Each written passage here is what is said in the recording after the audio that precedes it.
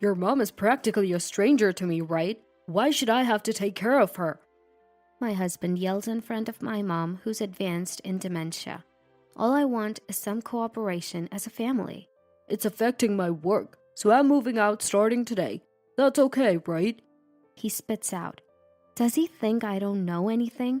Holding back my inner thoughts, I respond, Sure, that's fine. Now I'm going to put a certain plan into action. I'm Sharon, 50 years old. I'm technically an executive at the company my dad founded, but now I'm caring for my mom at our family home. My husband Neil, 55, works as the COO at the same company. We've been married for 25 years. Our 2 sons left for college and are now working adults, but marriage seems far off for both.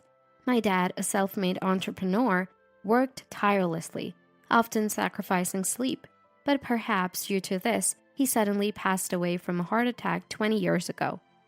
The shock was immense, so my mom stepped in as the president, deciding to keep the company afloat. I don't want to let my husband's company go under. I'm a novice and I don't know much about running a business. Please, I need your support, she pleaded with the remaining employees and executives, bowing her head. Eventually, my dad's most trusted executive was appointed vice president, effectively managing the company, with my mom rarely intervening. My husband, 5 years into our marriage at the time, and seen as the potential future president, held the position of COO, but was deemed too inexperienced to take on the president role. He continued to learn under the vice president.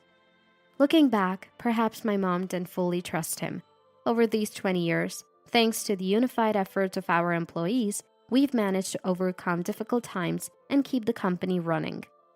While working alongside the regular employees, I was able to send our sons to college. Things seemed to be going well. After my dad's death, even though my mom was only president in name, she faced her share of hardships. Recently, her health and memory have visibly declined. She forgets things like going shopping and buys the same items repeatedly, can't remember what she said just moments ago, and struggles to recall people's names. Who are you? She asked me one day, and I couldn't help but cry. She started to forget even me. The doctor diagnosed her with early-stage dementia. Medication helps her converse normally, but if she forgets to take it, her symptoms worsen, leading to wandering and other mistakes.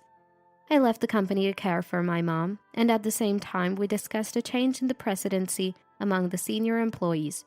It was assumed that my husband would become the president, as my late dad had planned, but there was some disagreement about that within the company. Many employees who had supported the company under the de facto leadership of the vice president for 20 years felt he should become the president. The company wasn't in trouble, and my mom was president in name only. I think the employees respected her as president out of loyalty to my dad. My husband was always serious, his only notable trait, and he became the COO after marrying me, thanks to my dad. Despite this, his ambition was evident, and it didn't sit well with the employees. Still, when we got married, he was regarded as a hardworking and competent employee. To me, who started working at my dad's company right after high school, he was a role model. So when he asked me out and we decided to get married, I was thrilled. But after he became the COO, a likely successor to my dad, he began to change. This change became more apparent after my dad's death. He probably thought he would automatically become the president. But when that didn't happen, his behavior towards my mom turned cold. You're the president, Mary. You should understand these things. It's troubling if you don't, he would say, clearly blaming her, even though she left the management to the vice president. Mom, enduring this, Neil, you're still young. There's a lot for you to learn. And so she said, in an attempt to calm my husband, the lives of our employees depend on this. You don't understand that yet. You can't handle the company until you understand the weight of this responsibility. Mom, who had supported my dad and felt the weight of the presidential responsibility, tried to make my husband understand, but his attitude remained unchanged. Things were better when our sons were still at home. But once they left for college and it was just me, Mom, and him, his harsh words only worsened. The young man who once worked so diligently was gone, replaced by someone who lorded over the other employees. Why isn't that job done yet? If it's late, it's going to be my responsibility, he bellows, his voice echoing through the company. But COO, we're swamped with other tasks. We just can't handle more. Please understand. An employee pleads. What? Don't talk back. You're useless. You're fired. Fired! He retorts with a borderline abusive tone. He often takes on more work than the team can handle without proper planning. Instead of assigning tasks properly, a responsibility of his position, he regularly blames the employees, a typical scene at the office. The vice president, unable to ignore this, gently advises, COO, I understand you're taking on jobs for the company's sake, but without proper planning, work doesn't get done efficiently. You understand, right? But my husband doesn't take this to heart. Employees express their dissatisfaction, but they speak only to the vice president, probably out of consideration for me and my mom. However, as their discontent grows, it eventually reaches me and Mom. I can't take it anymore. If you want to be president, you need to listen to your employees, I finally tell my husband. Then, what's wrong with calling useless people useless? My husband responded. After being confronted by me, he starts avoiding coming home. The rare times he does return, the smell of alcohol and a faint scent of perfume, suggesting another woman, linger on him. So when my mom's dementia became known, he hardly ever came home. He still went to work, apparently commuting from somewhere else. When he finally showed up at home, "Where have you been? I can't take my eyes off Mom. It's really tough. Please, think about us a bit." I confronted him. His reply was cold. Why should I care about an old Mary? She's practically a stranger to me. How can I be expected to look after an old, useless person? And he said this right in front of my mom. I'm not asking you to take care of Mom. I just want you to think like a family member. Do you understand? I pleaded. I married you because you were the president's daughter. What a disaster this turned out to be. His retort was harsh. Tears welled up in my eyes. I can't stand looking at your aging Mary anymore, and I'm tired of your lectures. See you, he said and left the house. Mom's dementia progressed each day, and it was getting harder to slow it down with medication.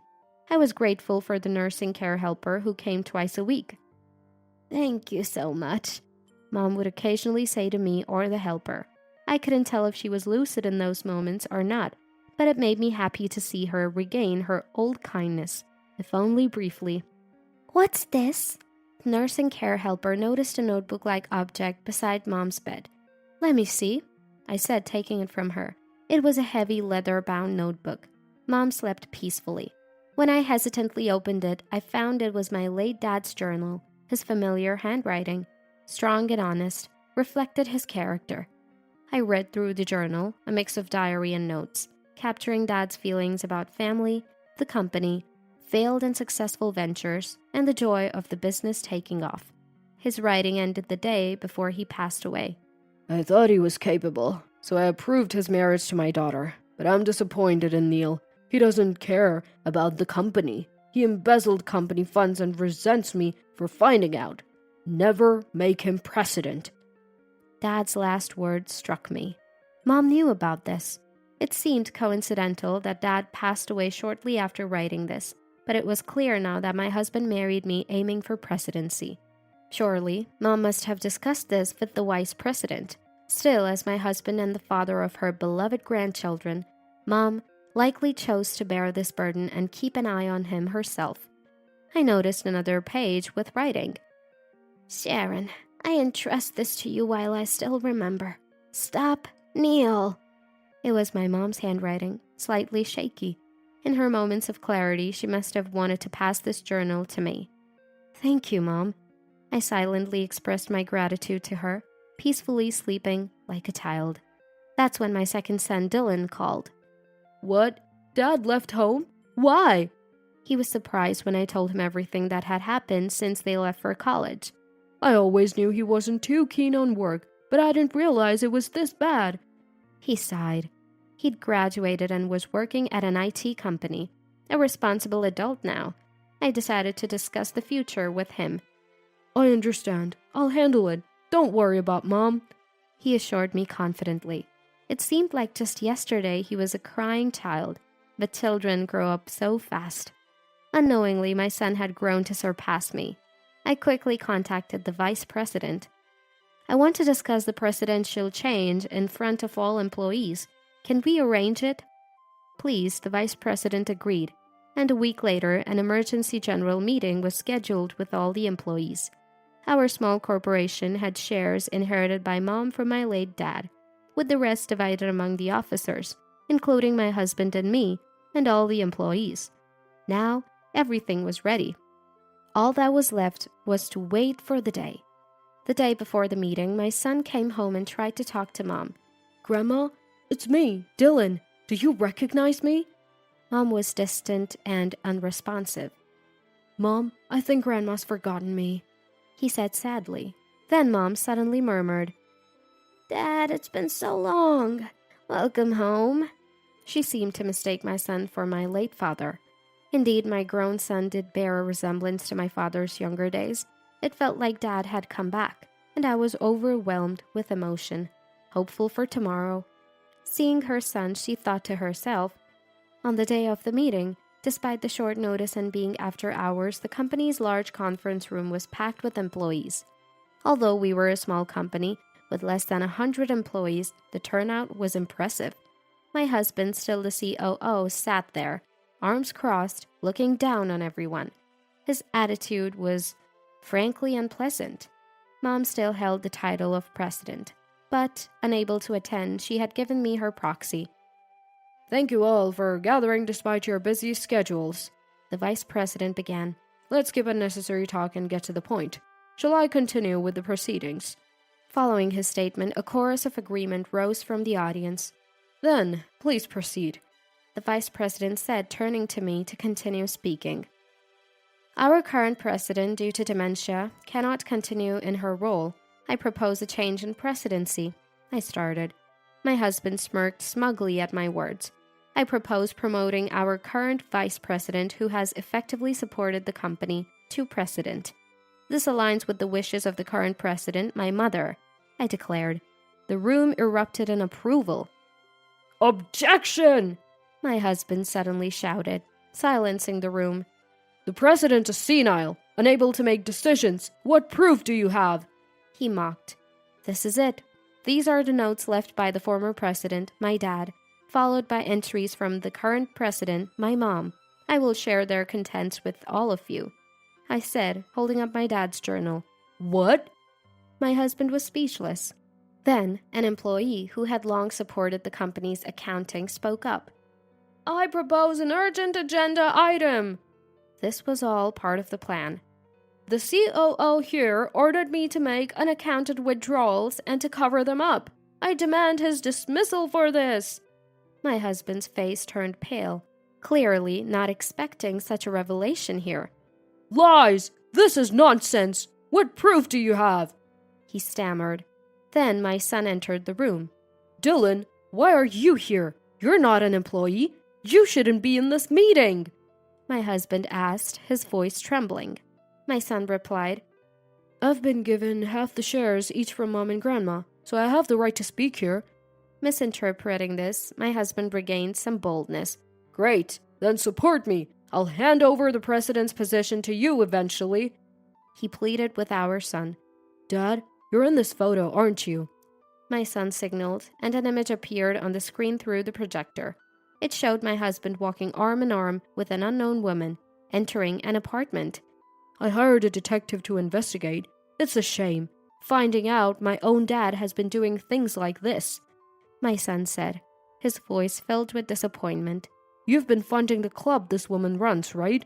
Even paid for the apartment? I've covered everything. He continued calmly. At a loss for words, my husband crumbled to his knees. Watching this, the vice president addresses the employees. Any more comments? If not, let's move to the vote. My husband remained motionless. All in favor of the proposed agenda, please raise your hands, the vice president said. Everyone except my husband raised their hands. Suddenly, my husband looked up. I tolerated this marriage because you were the president's daughter. and now it's all for nothing. I should never have married you." He spat out at me. Let him say what he wants. He betrayed not just me, but our entire family. Even our son here must be ashamed to be your child. I thought this to myself, tuning out his cruel words. "If you want me to leave, fine. I'm better off without this company. We're getting a divorce, and I'm relieved." With those parting words, my husband left the meeting room. "Mom, what would you think if I quit my current job and joined this company?" My son asked me with a smile. I'd be happy to have him back, but I didn't think this company was worth him leaving his IT job. It's sweet of you, but isn't there a more suitable job for your generation? I feel this place is a bit outdated, I said, a bit sadly. That was truly how I felt. "You're wrong, Mom. There's still demand here, and with the right approach, we can make it more efficient. I don't want to lose the company Grandpa built," he said. His words brought tears to my eyes. "The modern 3D printers are amazing. With programming, we can create models in no time, eliminating the need for lengthy prototyping," he said excitedly. It made me realize how times have changed. It's no longer our era. Let the kids do it their way. They have ideas we could never imagine. I used to think of him as just a child, but when did he grow up so much? Marrying that man was a mistake, but I'm grateful he gave me this son. The worst husband left the best legacy. Sometime later, my husband and I officially divorced. The lawyer handling the divorce said my husband initially refused to pay alimony, claiming he couldn't afford it. However, after the disclosure of the embezzled company funds and payments to his mistress's club and apartment, which coincided with the timing of the apartment purchase, he eventually agreed to pay. He had boasted about funding the mistress's apartment and moved in, but when the money ran out, so did their relationship. He was kicked out, as I heard through the grapevine. He tried to leverage his past connections for a new job, but his embezzlement had become known, and no one would associate with him. Lost credibility is hard to regain. At his age, in his mid-50s, he struggled to find a job and was seen doing traffic control for road construction by one of our employees. Dylan, having joined the company, was bustling around as an idea man, from directing on-site operations to handling sales. A young programmer recommended by him joined the company, infusing new life and energy. Feeling the breath of a new generation, the atmosphere was positive. Then, some wonderful news from Dylan. He wanted to marry his college girlfriend, who had been working at the same company as him. She decided to join our company to support him. She sounds smart, and I'm looking forward to her joining us.